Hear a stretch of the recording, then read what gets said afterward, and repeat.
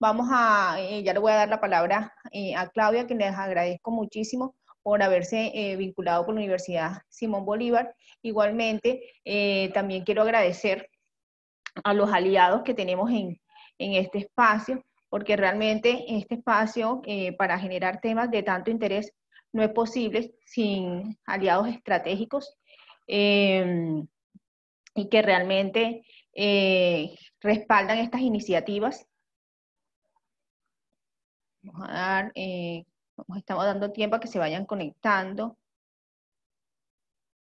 Quiero dar las gracias a Ceiba de Argentina, al IMEF Ejecutivo de Finanzas, a la Universidad de Sonora, al COSEF, la Confederación de Consultores de Empresas Familiares, Agroglobal, que realmente pues, nos apoyaron pues, para todo, para sacar adelante este espacio.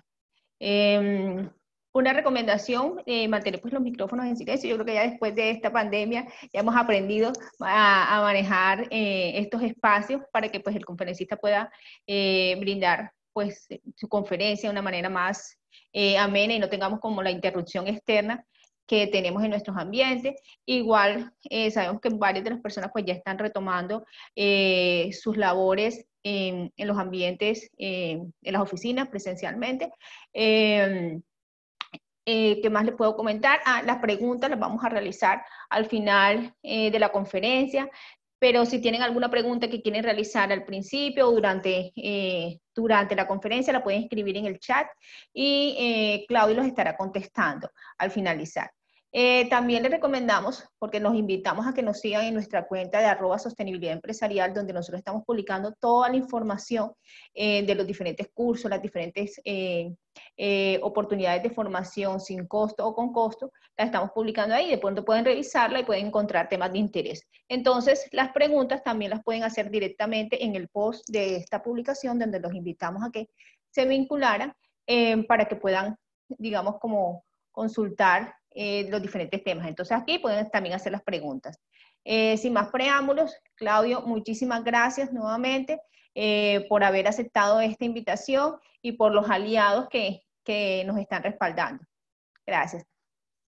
Bueno, muy buenos días a todos. Muchísimas gracias, Diana, por la presentación, a la Universidad Simón Bolívar y el Centro de Sostenibilidad Empresarial por convocar y difundir estas temáticas tan interesantes y útiles para nuestras empresas de toda la región. También agradecer a cada uno de ustedes por estar invirtiendo lo más valioso que tenemos, que es el tiempo, y por estar sumándose a estas capacitaciones. Desde Córdoba, Argentina, es un gran honor poder estar en Colombia, poder estar en Bolivia a través de estas herramientas tecnológicas y compartir un tema tan apasionante e interesante como es la gestión del cambio y también las pymes y las empresas familiares. Dado que yo voy a estar haciendo mi presentación a través de Prezi, les sugiero, y esto está en la pantalla, digamos, junto a mí, la presentación, que pongan la modalidad Speaker View. Está a la derecha, en el cuadro superior, digamos, a la derecha, sobre el cuadro superior, por las dudas que vean chiquitito y no estén viendo la presentación, para que puedan ver solamente esta cámara y así tener mayor acceso a las slides. Bueno, hecha esta pequeña introducción, les voy a comentar cuáles son los objetivos que nos hemos planteado para la charla de hoy. Vamos primero que nada a definir qué es la gestión del cambio y luego vamos a tratar de visualizar la importancia de las empresas familiares y las pymes dentro de la economía y dentro también de las mismas familias y de las mismas empresas.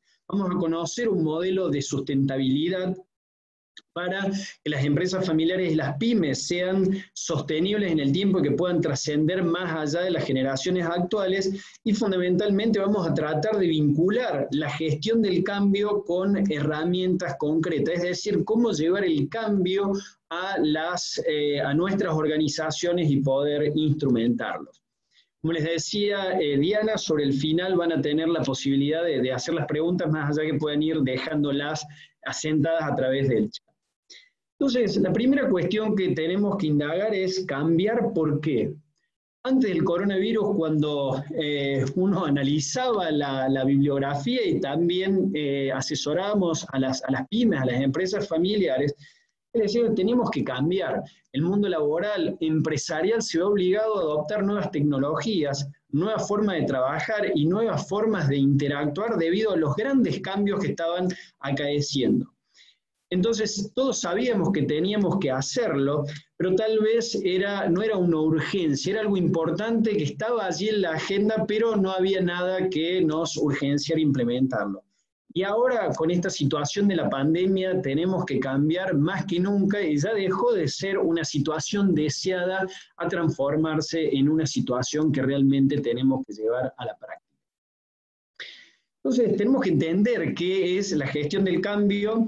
Aquí yo transcribo la definición de Kotler, que es uno de los grandes especialistas de la temática, que dice que la gestión del cambio va a buscar facilitar y conseguir la implementación exitosa de los procesos de transformación, lo que implica trabajar con y para las personas en la aceptación y asimilación de los cambios y en la reducción a la resistencia de los mismos. Fíjense que acá empiezan a aparecer palabras fundamentales, que es trabajar con y para las personas, asimilar los cambios y tratar de reducir la resistencia al cambio, que vamos a ver que es algo que aparece en todas las organizaciones y que frena todas las implementaciones que queremos llegar a realizar. ¿Qué es esto de la resistencia al cambio? La resistencia al cambio dice que las personas, por regla general, suelen ser reacias a cambiar, por la inseguridad y la incertidumbre que esto genera. Entonces, esta resistencia al cambio se da desde las cúpulas más altas de la organización hasta las mismas bases de las empresas, por eso tenemos que trabajar con ellas. Ahora, ¿por qué la resistencia al cambio? Acá podemos graficarlo muy sintéticamente, digamos, de que está cayendo el dominó y es una fuerza que se viene, pero nosotros nos empujamos y tratamos de mantenernos sabiendo que eso no es posible. Entonces, ¿qué es lo que lleva a la resistencia al cambio? Y esto tenemos que entenderlo muy bien para poder quebrar esa resistencia. Uno es porque no entendemos qué es lo que está sucediendo, y la otra es porque tenemos el temor a perder el poder. Y una de las temáticas también que nos convocaba en este momento es la integración generacional.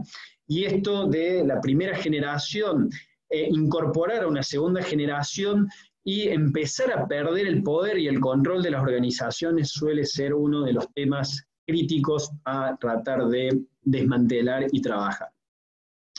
Entonces, ¿quiénes deben cambiar? Tenemos que la capacidad para saber adaptarse y gestionar los cambios es un claro indicador de liderazgo profesional, porque en contexto actual los líderes deben actuar como agentes de cambio. Entonces acá tenemos los profesionales, tenemos que tener un liderazgo profesional. Entonces los que somos consultores, los que somos gerentes y trabajamos para las organizaciones, claramente tenemos que tomar una postura al cambio. Por eso la Universidad Simón Bolívar piensa en capacitaciones, por un lado, para los profesionales, y por el otro lado vamos a ver que también para que el cambio sea exitoso, los directivos tienen que desear que el cambio se produzca.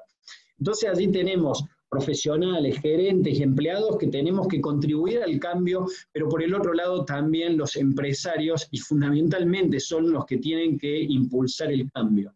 Entonces tenemos que abordar esta temática desde los dos frentes, consultores y empresarios, y así está articulada las capacitaciones que estamos pensando en sostenibilidad empresarial y en la Universidad Simón Bolívar. Entonces, vamos a ver qué es esto de implementar el cambio. Cuando entramos a indagar un poquito acerca de cuál es la metodología que debemos seguir para implementar el cambio, lo primero que debemos hacer es tener un diagnóstico de la situación, es decir, ¿dónde estamos parados? A partir de ahí tenemos que formar una coalición. Ese diagnóstico va a permitir saber dónde estamos parados y cuáles son las brechas hacia lo que queremos conseguir. Esto nos lleva a determinar pasos de acción. Para realizar esos pasos de acción necesitamos formar una coalición, necesitamos formar aliados. Tenemos que crear una hoja de ruta y diseñar cuál es esa situación deseada. Desarrollar y entregar a las personas herramientas necesarias para conseguirlos.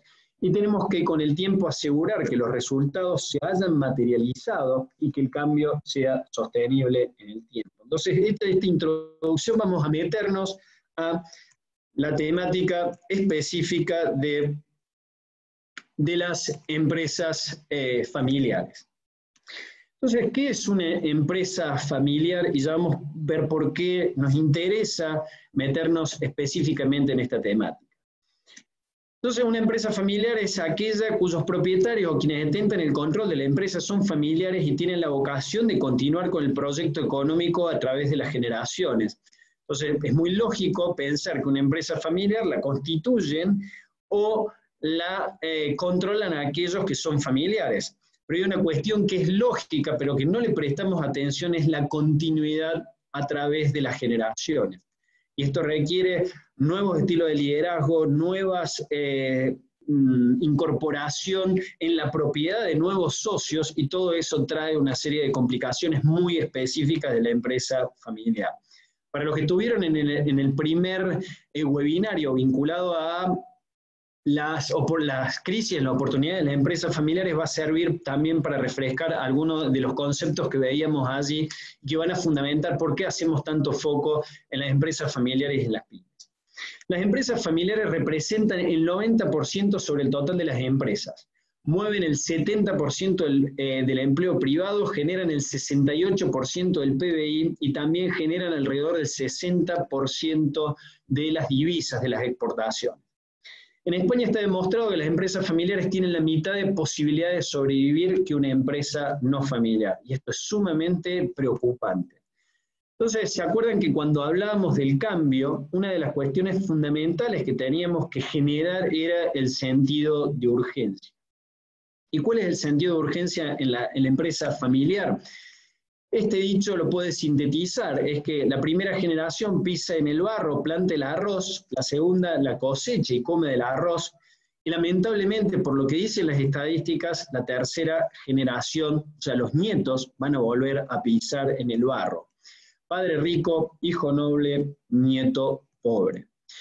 Entonces, aquí hay esto del sentido de urgencia y la sensación del cambio, siempre ponemos un ejemplo que es imposible despertar a quien se hace el dormido. Entonces, todos sabemos que tenemos que cambiar, que tenemos que incorporar a las nuevas generaciones, que está tentando contra la sustentabilidad de la empresa familiar y de la pyme el hecho de no profesionalizarse, pero muchas veces el empresario, el fundador, se hace el dormido, por decirlo de alguna manera, porque tiene muchas cuestiones que abordar que son las cuestiones operativas. Entonces, primero que nada, tenemos que despertar y dejarnos de hacer los dormidos para pasar a la acción. Entonces, nosotros tenemos una gran responsabilidad con la continuidad de las pymes y las empresas familiares, porque no solo deberían ser una responsabilidad de la familia, porque dan trabajo a la familia, pero también son el sustento de trabajo de la comunidad en la que se desenvuelven y también de la unión y armonía de las familias que la constituyen, y esto también se extiende a la familia que forma parte de la empresa. Y esta es la gran ventaja que tienen las empresas familiares, es que es la comunidad de empleados y colaboradores llega a ser una especie de familia extendida. Ahora, seguimos con esta cuestión del modelo de sustentabilidad de las empresas familiares y esto de generar el sentido de urgencia. Ahora, ¿qué es lo que debe hacer una empresa familiar o una pyme para ser sustentable en el tiempo? Y déjenme que les cuente lo que es este modelo de sustentabilidad. Toda empresa cuando inicia, ven allí la capacidad emprendedora, tenemos una persona que tiene un producto o servicio que comienza a venderlo y en ese momento lo único que tiene que pensar es venderlo, tener un buen precio, captar las oportunidades, tratar de reducir lo máximo posible los costos. Ahora, a medida que va pasando el tiempo, esa persona empieza a necesitar contratar más individuos, más colaboradores. ¿Por qué? Porque no puede hacer las entregas, no puede seguir las cuentas corrientes, necesita hacer una campaña de marketing, necesita seguir creciendo con su organización, entonces ya no solamente le alcanza con generar negocios y reducir sus costos, sino que tiene que saber liderar dentro de la empresa, tiene que lograr que sus empleados estén motivados y que también trabajen en pos de ese objetivo común. En ese momento de crecimiento en la empresa familiar aparecen los hijos e hijas de los socios o socias fundadores y necesitamos que ellos también estén comprometidos con el proyecto. Ahora, el compromiso, las ganas de trabajar, la motivación no van a ser necesarias, no van a ser suficientes para que el proyecto siga encaminado, sino que necesitamos profesionalizarlo. ¿Por qué? Supongamos que es una familia la que trabaja y el socio fundador es el que realiza la mayoría de las actividades dentro de una pyme, dependen todas las actividades de un fundador o del dueño. Cuando esa persona se toma vacaciones, se enferma o lamentablemente fallece, la pyme o la empresa familiar que no esté profesionalizada, es decir, que no pueda trabajar a través de otras personas, va a ir a la quiebra, no va a poder ser sustentable en el tiempo. Entonces, planteado ese modelo de sustentabilidad, nosotros hablábamos inicialmente, tenemos que tener un diagnóstico, era la primera necesidad de la gestión del cambio. Entonces, esto cuando vamos al médico, por ejemplo, y nos dicen que tenemos la presión arterial alta, no tenemos ningún tipo de síntomas. El médico te dice que tenés que hacer ejercicio, reducir el estrés, comer más saludablemente, fumar menos si es que fumás, pero uno se siente saludable, más allá que sabe que tiene un problema, pero no lo detecta. Y lamentablemente la situación va a llevar que si no tomamos cartas en el asunto de un momento para el otro, podemos dejar de existir. Entonces, en las empresas pymes y en las empresas familiares ven este cuadro de sustentabilidad, es decir, ¿cómo vamos a hacer para medir la sustentabilidad de una empresa? Nos encontramos con muchas pymes y empresas familiares que por allí tienen un balance muy positivo, tienen resultados extraordinarios, pero no han delegado, no han integrado a las otras generaciones, no han pensado en la continuidad, qué va a pasar cuando, por ejemplo, los hijos, uno trabaja dentro de la empresa familiar y dos no trabajan, y el día de mañana, por cuestiones sucesorias, esos hijos van a ser socios también de la empresa familiar. ¿Cómo van a hacer para trabajar juntos como equipo o simplemente como socios? Entonces aquí tenemos un modelo que nos va a permitir medir no solamente el estado de resultados del ámbito empresarial, sino tratar de medir en diferentes ámbitos. Entonces es fundamental y es una herramienta clave contar con un diagnóstico que nos permita saber dónde estamos parados. Ahora vamos a ver formar una coalición. ¿Y qué es esto de formar una coalición? Dijimos que tenemos que lograr que nuestros empleados, nuestros colaboradores estén motivados para trabajar con nosotros. Y dentro de las empresas familiares tenemos que lograr que una segunda generación también se motive y empiece a trabajar en pos de esa empresa. El coronavirus nos ha demostrado que las nuevas tecnologías, de estar ahora en una conferencia en Zoom, la venta por internet, tratar de llegar a otros territorios, nos lleva a generar un cambio trascendental. Y hay muchas empresas que no estaba preparada la primera generación para hacerlo, conocían muy bien su negocio local, pero no conocían desde hacer una teleconferencia de una cuestión simple hasta tratar de lanzarse al mercado a través de nuevas tecnologías. Entonces, esta es una gran oportunidad que nos lleva a integrar necesariamente a la segunda generación y a los más jóvenes a trabajar en pos del objetivo común. Entonces, ¿qué es lo que tenemos que hacer en las empresas familiares? Tenemos que lograr ser conscientes del impacto de la propiedad emocional. ¿Qué es esto de la propiedad emocional? Que nuestros hijos y aquellos que colaboran en la empresa no solamente vean a ese patrimonio como una fuente de ingresos, sino que estén comprometidos emocionalmente con ese proyecto. Entonces, desarrollar la motivación y el sentido de pertenencia a las próximas generaciones es un imperativo para la continuidad. Tenemos que alinear los objetivos empresariales con los objetivos personales. Visualizar el impacto de la familia de actividad empresaria no es solo moral, sino práctico. Si nosotros tenemos un empresario que no ha logrado compenetrar a sus hijos o que fruto de la actividad empresarial abandona a su familia o tiene una situación de estrés que la traslada también a su ámbito familiar, esto puede llegar a tener un impacto también bastante elevado en las ganas de incorporarse a futuro. Y otra cuestión que tenemos que tener muy presente es que las familias empresarias se mantienen unidas más allá de la generación fundadora, lo hacen en las siguientes generaciones, más en base a interés que a afectos. Entonces, si bien tenemos que desarrollar la propiedad emocional, tenemos que lograr que esas organizaciones sean desafiantes, que puedan visualizarse la próxima generación, que tienen un proyecto profesional y además que logran responder a sus inquietudes patrimoniales y económicas.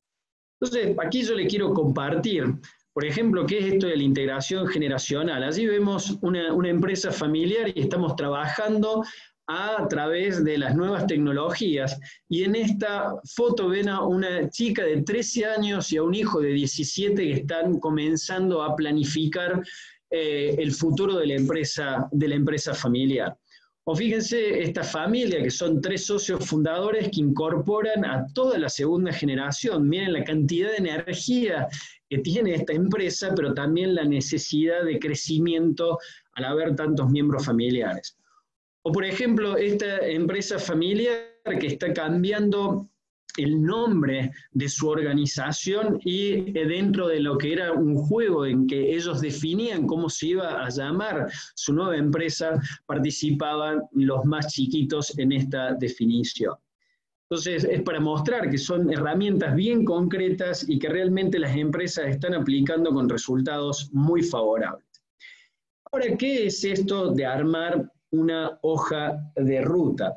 Y esta también es otra de las herramientas que vamos a estar impulsando en las empresas familiares, pero que también a través de la Universidad Simón Bolívar estamos comenzando a trabajar. Una es la herramienta del diagnóstico, la gestión del cambio, y la otra es la implementación de esta hoja de ruta de la planificación de las empresas familiares de las pymes. Es un protocolo o un acuerdo de socios.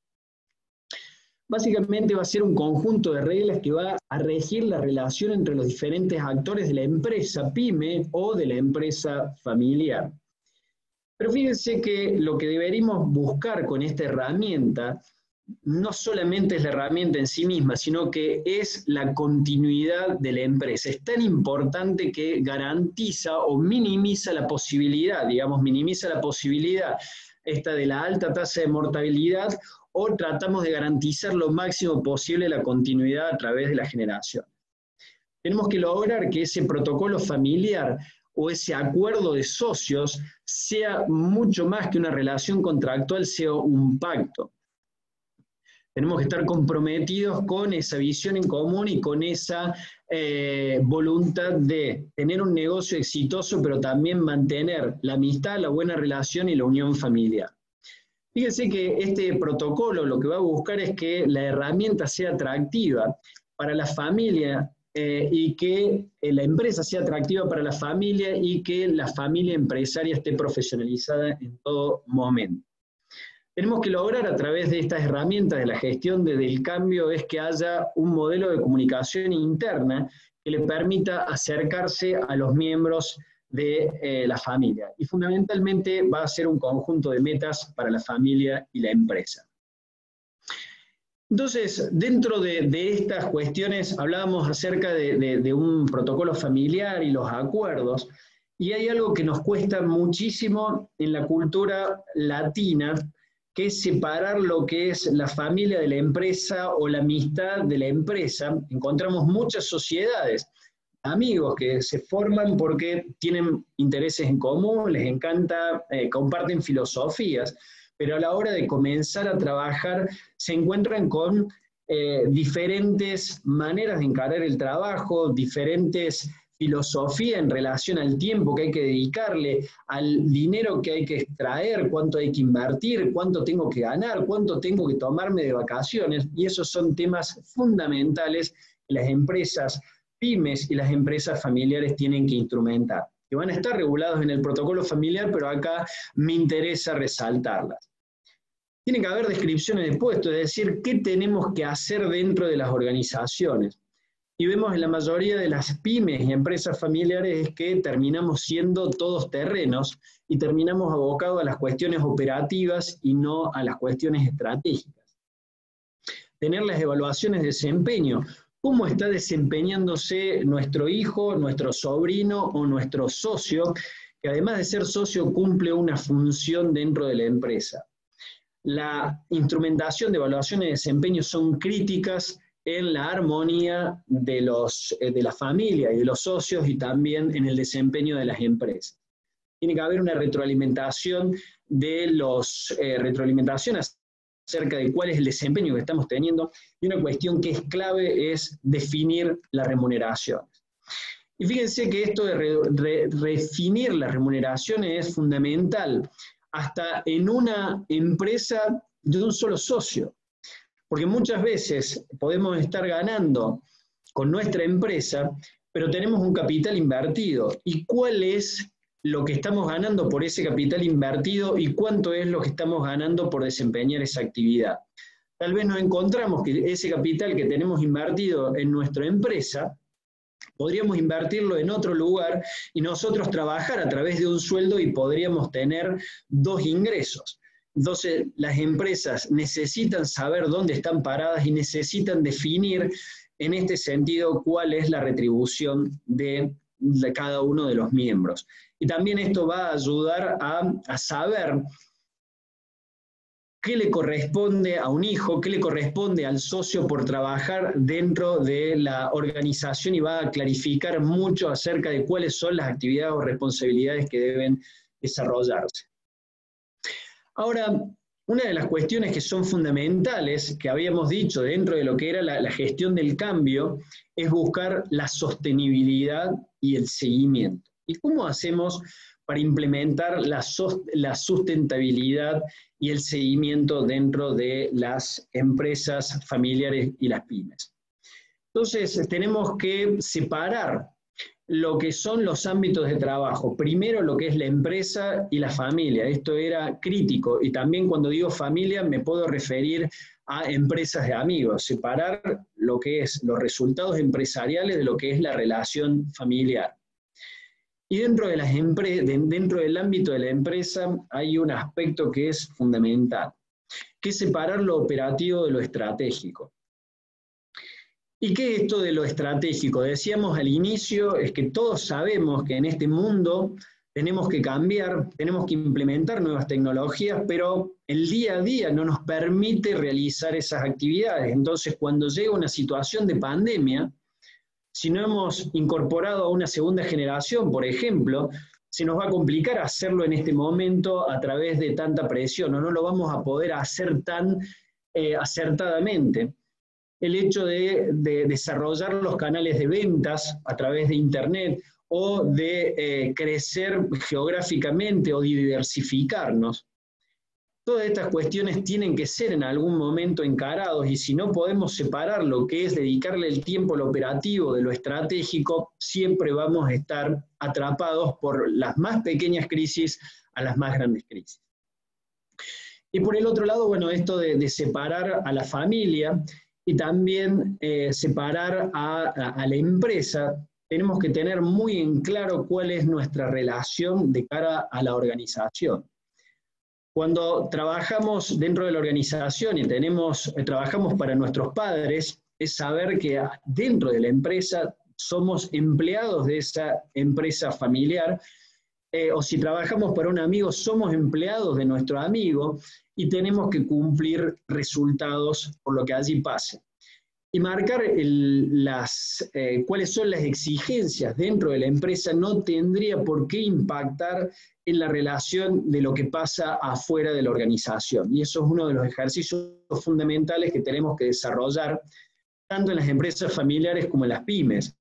Fíjense que hay estudios que dicen que las empresas latinas por allí tienen mayor tasa de mortalidad porque tendemos a personalizar las situaciones que pasan dentro de la organización.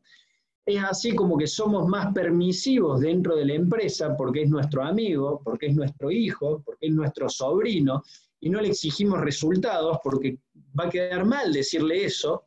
Pero por el otro lado tenemos personas que son muy exigentes dentro de lo empresarial y ese amigo o ese hijo piensa que su padre le está, o su amigo le exige mucho más de lo que debería y termina impactando en la relación personal. Entonces, hago mucho hincapié en esto de separar los dos ámbitos. Y luego hablábamos de que para instrumentar los procesos de cambio teníamos que tener seguimiento de indicadores. ¿Se acuerdan cuando iniciamos la presentación de la segunda parte, en las empresas familiares hablábamos acerca de un diagnóstico de sostenibilidad? Entonces, cuando nosotros empezamos un proceso de abordaje de la pyme o de la empresa familiar, hacemos un diagnóstico inicial. ¿Cuál es el estado de situación? Marcamos una hoja de ruta, hacia dónde queremos ir, cuáles son los aspectos que queremos mejorar. Y luego de eso, tenemos que tratar de volver a medir, por ejemplo, en 6 meses, cómo hemos avanzado en esos diferentes tópicos que nos hemos planteado como objetivos. Bueno, entonces estamos quería dejar unos 5 minutos para que puedan hacer preguntas, que puedan sacarse inquietudes acerca de esta breve introducción acerca de lo que era la gestión del cambio y lo que era la instrumentación efectiva dentro de las pymes y las empresas familiares. Así, bueno, yo les agradezco infinitamente por la atención. Esto es tender un puente entre ustedes y nosotros y la universidad y comenzar a sinergizar. Entonces allí yo les dejo mis datos de contacto sumados a los de la universidad para que podamos seguir interactuando sobre esta apasionante temática. Diana, no sé si tienen allí alguna pregunta de los participantes o alguna inquietud que haya surgido. Sí, vamos a revisar, gracias Claudio, la verdad muy completa la conferencia. Vamos a revisar las preguntas que las pueden hacer aquí en el chat o en nuestro Instagram de @sostenibilidad empresarial para que podamos revisar. Entonces, vamos a ir alternando las preguntas que tenemos en este chat de la conferencia con las que tenemos en el Instagram. Entonces, vamos a revisar acá.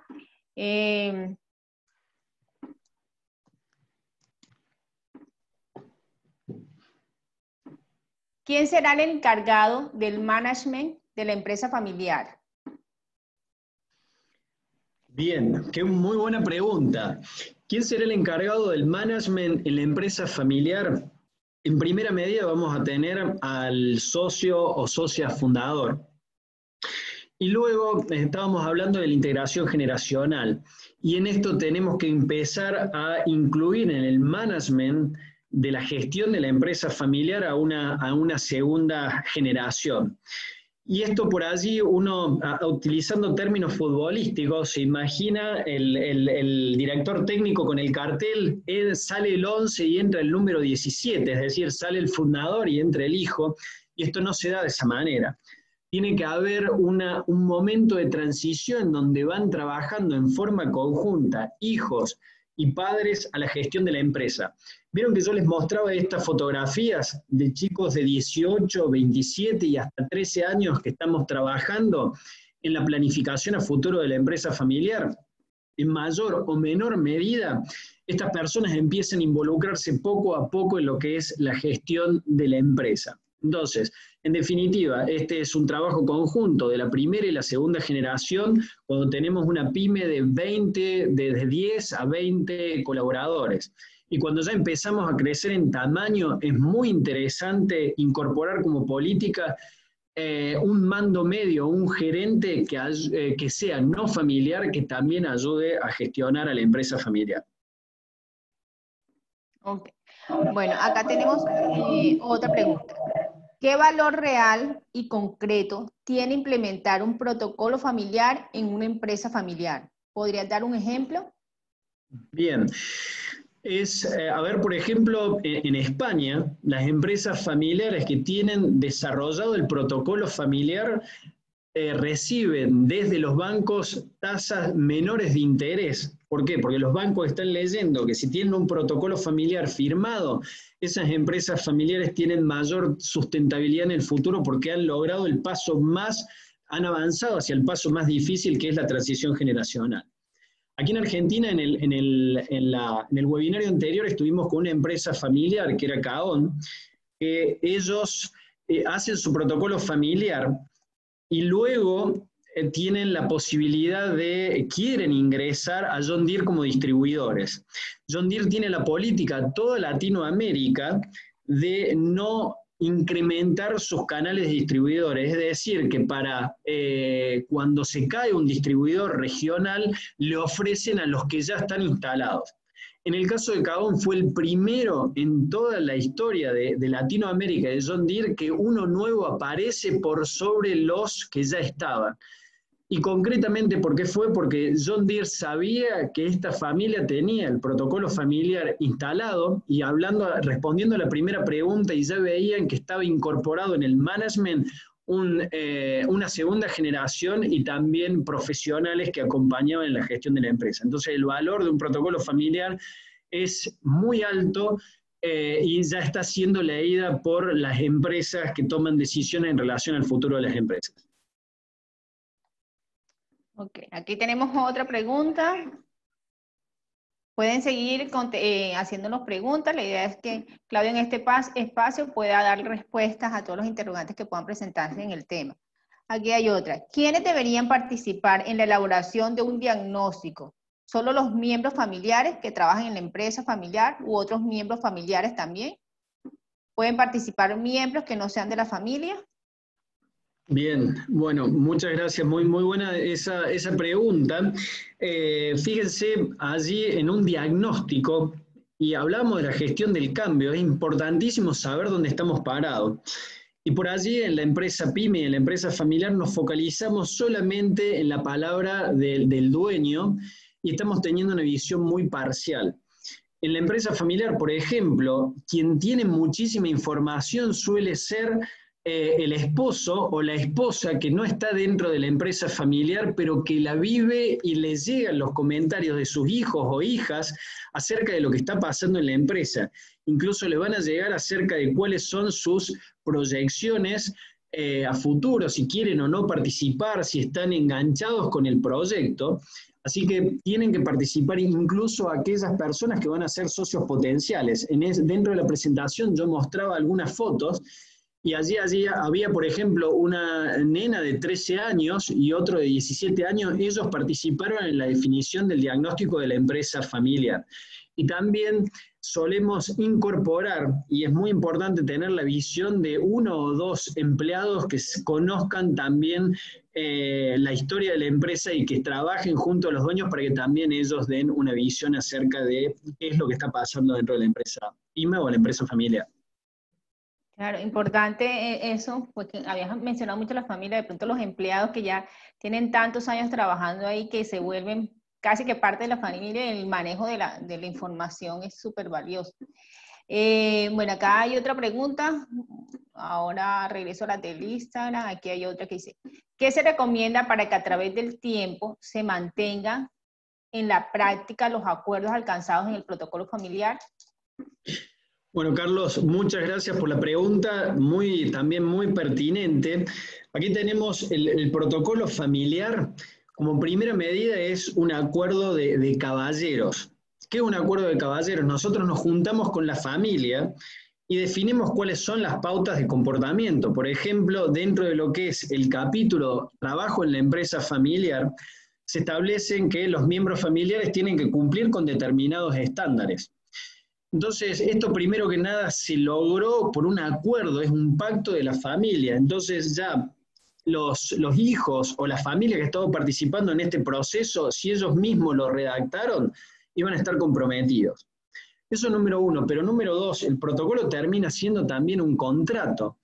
Y un contrato donde se establecen cuáles son las causas, cuáles son las consecuencias por no cumplir lo estipulado.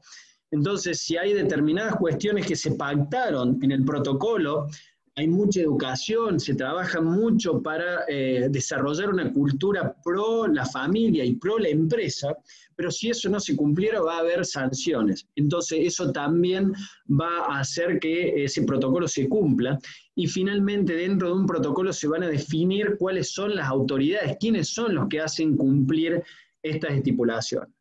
No se asusten cuando hablo de autoridades que tienen que hacer cumplir, es simplemente separar estos ámbitos. Y estamos trabajando con empresas familiares o pymes que son chicas, que tienen, por ejemplo, 10 empleados, 5 empleados, y esto lo están llevando a la práctica y lo están instrumentando. Estaba revisando acá otra de las preguntas. Gracias. Claudio, acá tengo otra de las preguntas. Pero bueno, ahí te interrumpiría en algo antes de leer la pregunta. O sea que un protocolo familiar no tiene que ser necesariamente para las grandes empresas. O sea, una empresa pequeña también puede tener un protocolo de familia. Okay. Totalmente. Te comento una anécdota en una empresa familiar. Nosotros estábamos trabajando el protocolo con una empresa familiar que tenía cerca de 40, 50 empleados, que entró la segunda generación, 5 hermanos, que fallece su papá y empiezan a ser socios. Cuando comenzamos a trabajar el protocolo familiar, uno de ellos, que tenía una empresa de software, que tenía con su señora y 2 empleados, se dio cuenta de que tenía que empezar a trabajar ese protocolo familiar con su señora y con sus hijos que todavía no habían terminado el secundario, y de hecho ellos lo instrumentaron. Por supuesto que la complejidad va a ser mucho menor a lo que era de esta empresa de 50 empleados, pero ellos empezaron a definir primero cuál era su norte y después cuáles eran las pautas para manejarse dentro de la empresa. Así que perfectamente puede aplicarse para una empresa muy chiquitita también. Y es clave para la armonía y para la sustentabilidad. Dale, excelente. Bueno, acá tenemos otra pregunta. Igual pueden seguir escribiendo preguntas en ese chat. ¿Cuáles son los temas que encuentras más tabúes en las empresas familiares y cómo los solucionas? Sueldos, conflictos, 2 primos, hermanos que quieren como la misma posición. Bien, Pregunten muy tabú, somos latinos, como latinos nos gusta mostrarnos que la familia, somos la familia Ingalls, que nos llevamos todos bien. Entonces muchas veces la familia tiene conflictos como la tienen las mejores familias, por eso no lo quieren mostrar. Entonces, por eso demoran en llamar a un consultor o empezar a trabajar en estas cuestiones, porque no quieren asumir que hay conflictos, y eso termina siendo el principio del fin. Otra de las cuestiones también es definir la remuneración. Hijos que no se sienten conformes con la remuneración que le está pagando de la empresa familiar, pero no quieren decirle al padre por miedo a ofenderlo. Y esta termina siendo una de las principales cuestiones. O por ejemplo, trabajan dos socios, o trabajan 2 hermanos, donde uno maneja el dinero y el otro no lo maneja, y cuando la sociedad empieza a crecer y el que maneja el dinero lo maneja, tiene toda la información dentro de su mente, y la otra persona tal vez no la tiene tanto y empieza a desconfiar y no se anima a decirle a su socio, che, necesito una rendición de cuentas, y ese también termina siendo un tabú y termina siendo muchas veces el principio del fin de las empresas. Cuando hay una pequeña desconfianza y no se manifiesta a tiempo, ha transcurrido muchos años, puede ser la principal causa de disolución de la empresa. Y también estamos hablando de disolución de la empresa y no hay confianza, y por el otro lado de la disolución misma de la familia. Ok. Bueno, acá hay otra pregunta. Siendo un consultor externo para una empresa familiar, ¿cuál consideras que sería la mejor estrategia para poder trabajar en cohesión con la empresa familiar y garantizar una buena disposición al cambio? Alex, muy buena pregunta, y ese es el desafío que tenemos como consultores. Y esto en la primera parte de la presentación lo decíamos, y es la clave de la gestión del cambio. Número 1 es hacerle sentir a la familia la urgencia del cambio y la necesidad del cambio. Entonces, una vez que la familia se da cuenta de que no es sustentable que esté toda la empresa en manos de una sola persona y que sea consciente que con el tiempo ellos van a ser los socios y van a ser los continuadores, es el primer paso. Y el segundo paso, una vez que nos hemos dado cuenta que tenemos que abordar esa temática, es definir la visión, hacia dónde queremos ir. Porque muchas veces los hijos ven el proyecto de sus padres, pero no quieren trabajar, poner el mismo esfuerzo que han puesto sus padres. Y muchas veces eso no es necesario, porque de nuevo, contratando profesionales o formándolos para que gestionen profesionalmente la empresa, pueden acceder a otras posiciones, o eventualmente puede ser el principio para la diversificación. En esta, pongo los ejemplos de las fotografías que hemos visto para que ustedes tengan mayor, lo vean como algo más concreto. En esa empresa familiar de Caón, donde había muchísimos miembros, definieron el norte, cuál era la visión de la empresa, y la definió toda la familia. Y en la otra, que estaba la nenita de 13 años, tuvimos una primera reunión de diagnóstico que ella participó y de sensibilización acerca de por qué la empresa familiar estaba amenazada por el tiempo, y ella sorprendió a todos con una pregunta, con una reflexión, y les dijo a los padres y a los hermanos: a mí lo que me molesta es que nadie me cuenta qué hacen en la empresa. Vienen y discuten en el almuerzo y yo no sé cuántas hectáreas tenemos y cuántos animales tenemos. Entonces fíjense que una nena de 13 años quería saber en dónde pasa el tiempo su familia. Entonces esos son pequeños detalles que cuando hacemos ver como consultores que esto es el futuro de la familia, económico, pero también el futuro de armonía, les aseguro que empiezan a involucrarse en el proceso. Por ahí hay muchas herramientas, como es la definición de la visión, de los valores, y también de cómo se encara el proceso de consultoría. Llevaría una sesión de webinario específica a decirla, pero bueno, es una pequeña introducción. Espero, Alex, haberte orientado y respondido a la pregunta. Bueno, tenemos unas preguntas en este chat. Sigo, bueno, ya hay como 3 en ese chat. Acá tengo 2 más y para terminar. ¿Los familiares políticos pueden trabajar en la empresa familiar? Bien, esa es siempre... a ver, la primera cuestión, lo que recomienda la bibliografía y la mayoría de las empresas, es decir, no, se tiene que tratar de evitar que los familiares políticos no trabajen dentro de la empresa familiar. Hay una frase que he leído en un libro que es un referente para mí, que decía: tenemos que mantener a los familiares políticos lejos del patrimonio, pero muy cerca del corazón. Bueno, esa es en términos generales. De todas maneras, he visto empresas familiares que han logrado incorporar con éxito a familiares políticos, pero tienen que quedar muy claras las reglas, qué es lo que va a pasar cuando, por ejemplo, haya un divorcio. Hay una empresa familiar donde tiene incluido como socio al esposo de una de las hijas de esta familia, y en el estatuto societario está establecido que cuando eventualmente ese familiar político se divorcie, es una cláusula de rescisión del contrato, y ya está establecido que se va a ir y cuál es el valor que se le va a pagar, cuál es el método de evaluación con que se le va a pagar esa parte. Entonces, la respuesta es, en general es no, pero si tenemos un caso de una empresa familiar que tenés un político talentoso y que le puede agregar un gran valor a la empresa, se puede incorporar, pero hay que estar muy atento a qué pasaría si, por ejemplo, hay un divorcio. Qué tema tan serio. Bueno, acá tenemos acá otras preguntas.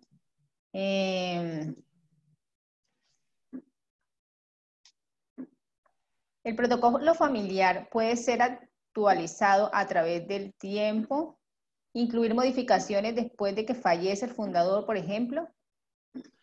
Sí, Carlos, totalmente. De hecho, el protocolo familiar, hay un capítulo, el protocolo consta aproximadamente 13 o 14 capítulos. Ya mencioné uno, que es el trabajo en la empresa familiar, y otro va a ser vinculado a lo que es la modificación del protocolo familiar.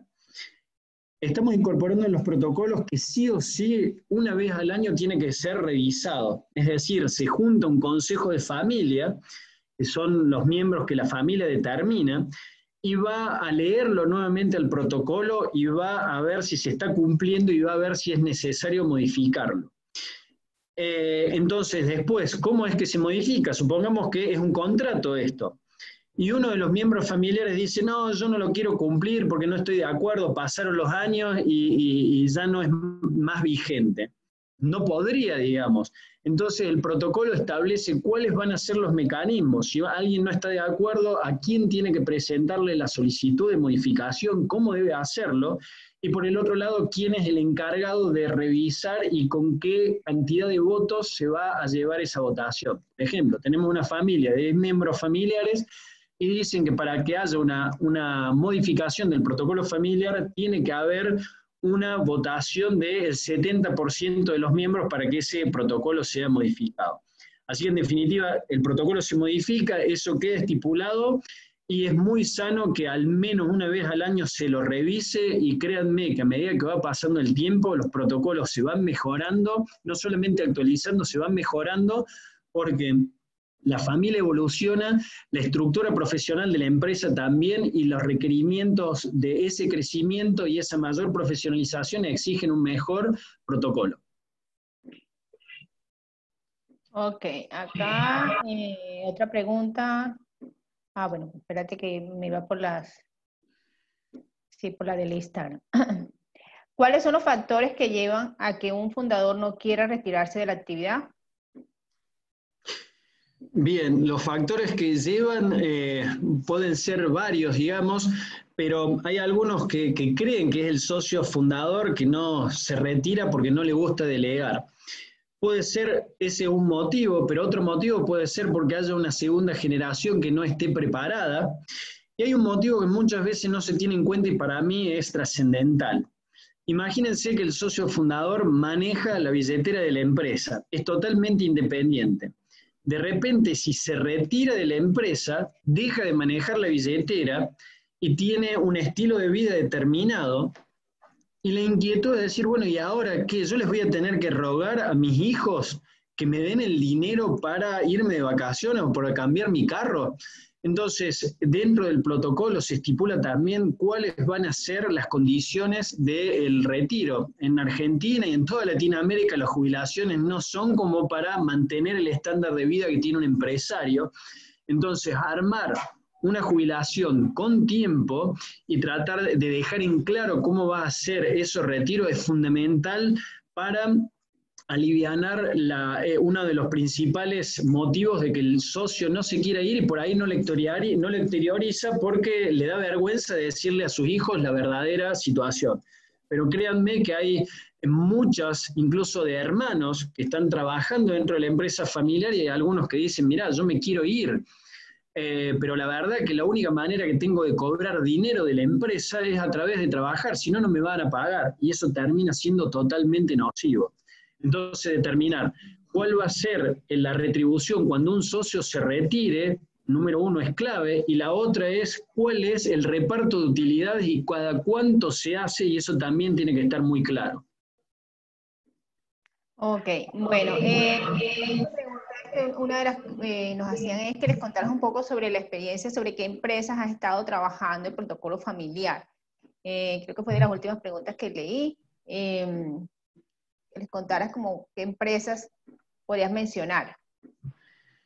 Bien, empresas son, a ver, varias en Argentina también son pymes, Caón, Dille, Ravelino, Familia Felipe, empresa El Comodín, Los Tequis en Argentina, que es un grupo de música conocido, son muchas las empresas que tal vez ustedes allí en Colombia no las conozcan, pero lo interesante de esto es que son empresas desde agropecuarias, empresas distribuidoras de frutas, verduras, hortalizas, empresas que están vinculadas a la venta de maquinaria agrícola, empresas ganaderas, empresas, grupos de música que ni siquiera son familias, sino que son amigos entre sí, y todas ellas necesitan trabajar un protocolo familiar, independientemente de su tamaño, de su rubro, de su composición societaria y familiar. Ok. Bueno, gracias para todos los asistentes que estamos presentando. La idea es que puedan generar unas nuevas herramientas y competencias para introducirse a la consultoría en pymes y empresas familiares. Pues Claudio será el docente de este curso que colocamos a su disposición. Tenemos este curso tanto para consultores como también hemos sacado un curso para la pyme como tal, para la empresa, para el empresario. La idea es que ustedes puedan conocer, estos son los módulos que se van a tratar en la de las herramientas para la consultoría.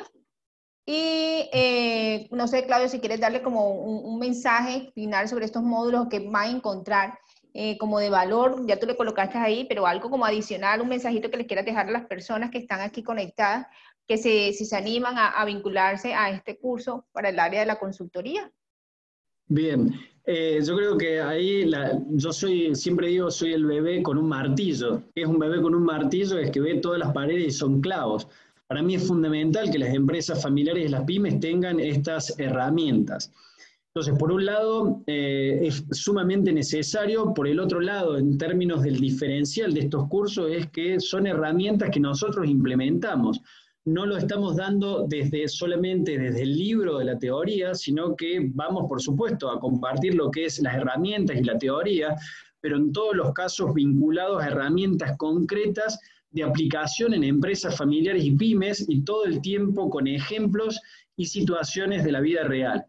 Otra cuestión que creo que es totalmente, que es diferenciador, es que el tema me apasiona, y el hecho de poder compartir de experiencias reales y herramientas, y además con el compromiso y el gusto de creer que las empresas familiares son claves para el crecimiento de nuestra región, hacen que siempre busquemos la manera de hacerlo lo más práctico posible, y que los consultores o las empresas que tomen este curso tenemos el compromiso de que lo puedan aplicar en sus ámbitos de actuación. Ok. Y en la parte de herramientas para la sustentabilidad, armonía y gestión en empresas familiares, ¿qué mensajes les puedes dejar a los empresarios que se vinculen a querer implementar ese protocolo dentro, si de pronto sin de la mano con un consultor, sino ellos mismos quieran hacer lo que van a aprender en este curso? Bien, lo ideal en este curso es que cuando van a estar participando se van a llevar las herramientas, pero también cuando estamos trabajando con un grupo de colegas o empresarios que están en la misma situación. Por eso hemos invitado en la otra charla a una empresa familiar, porque cuando tenemos a un colega que diga, mira, con mi hijo yo resolví el sueldo de esta manera, o el estatuto societario lo resolví de esta manera con tal contador o con tal abogado, o la planificación de la sucesión la hice en un fideicomiso. Cuando nos reunimos en un ámbito de tranquilidad, analizar estos temas, y además están con la temática específica, permite que hagamos un benchmarking, que es copiar las mejores prácticas e incorporarlas y sinergizar dentro de un grupo de empresarios. Yo creo que es clave trabajar entre las empresas y no que cada una empiece desde cero, sino que podamos aprovechar esos aprendizajes de cada uno para implementarlos y potenciarlos dentro de cada una. Okay. Bueno, Claudio, muchísimas gracias a los asistentes, respetando como el tiempo. Aquí les dejamos la agenda de la próxima semana, el evento que estaremos trabajando en el webinar, temas para la sostenibilidad empresarial. Recuerden que nos pueden escribir, seguirnos en nuestras cuentas de Instagram, @sostenibilidadempresarial y @Saigun y ahí puedan tener pues, la información de la programación que estamos presentando.